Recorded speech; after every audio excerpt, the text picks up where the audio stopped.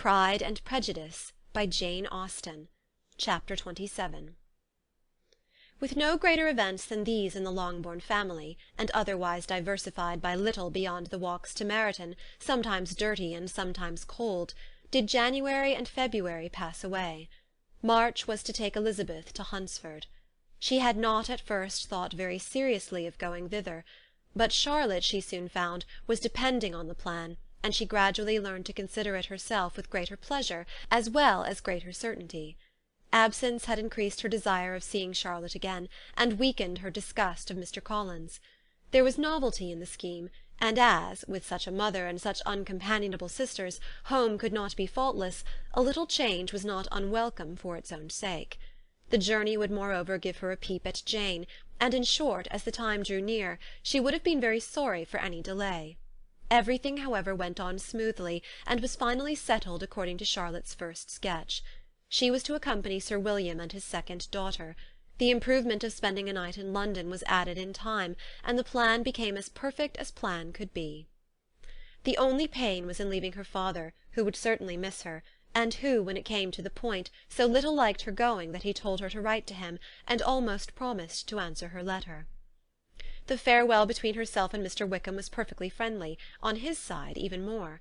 His present pursuit could not make him forget that Elizabeth had been the first to excite and to deserve his attention, the first to listen and to pity, the first to be admired, and in his manner of bidding her adieu, wishing her every enjoyment, reminding her of what she was to expect in Lady Catherine de Bourgh, and trusting their opinion of her, their opinion of everybody, would always coincide, there was a solicitude, an interest, which she felt must ever attach her to him with a most sincere regard, and she parted from him convinced that, whether married or single, he must always be her model of the amiable and pleasing.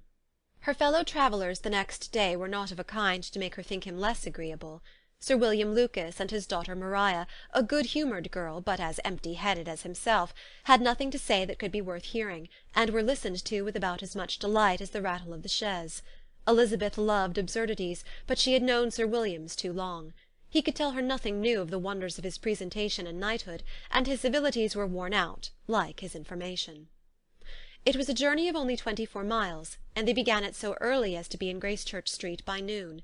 As they drove to Mr. Gardiner's door, Jane was at a drawing-room window watching their arrival. When they entered the passage she was there to welcome them, and Elizabeth, looking earnestly in her face, was pleased to see it healthful and lovely as ever. On the stairs were a troop of little boys and girls, whose eagerness for their cousin's appearance would not allow them to wait in the drawing-room, and whose shyness, as they had not seen her for a 12-month, prevented their coming lower. All was joy and kindness. The day passed most pleasantly away, the morning in bustle and shopping, and the evening at one of the theatres. Elizabeth then contrived to sit by her aunt.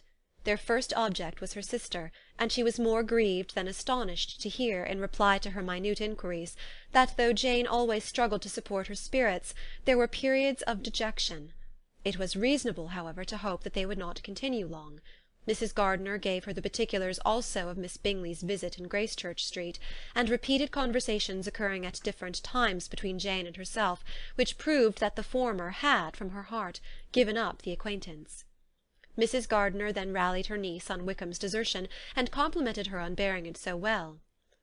"But, my dear Elizabeth," she added, "what sort of a girl is Miss King? I should be sorry to think our friend mercenary." "Pray, my dear aunt, what is the difference in matrimonial affairs between the mercenary and the prudent motive? Where does discretion end and avarice begin?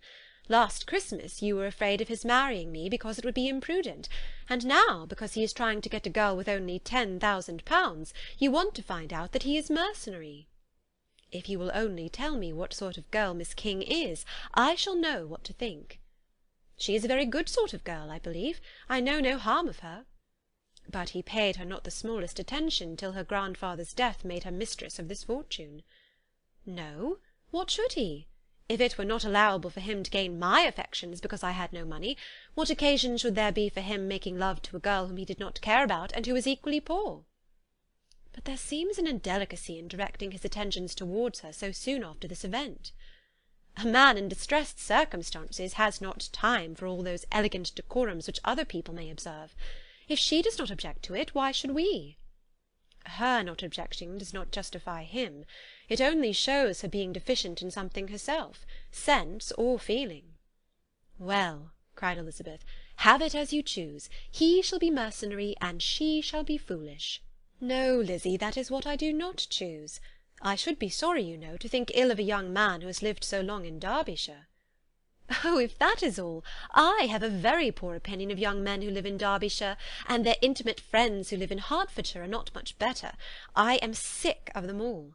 Thank heaven I am going to-morrow, where I shall find a man who has not one agreeable quality, who has neither manner nor sense to recommend him. Stupid men are the only ones worth knowing, after all." "Take care, Lizzy, that speech savours strongly of disappointment." Before they were separated by the conclusion of the play, she had the unexpected happiness of an invitation to accompany her uncle and aunt in a tour of pleasure which they proposed taking in the summer. "We have not determined how far it shall carry us," said Mrs. Gardiner, "but perhaps to the Lakes."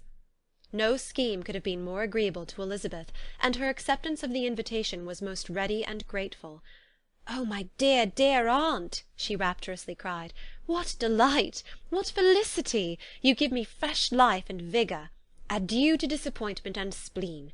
What are young men to rocks and mountains? Oh, what hours of transport we shall spend! And when we do return, it shall not be like other travellers, without being able to give one accurate idea of anything. We will know where we have gone. We will recollect what we have seen.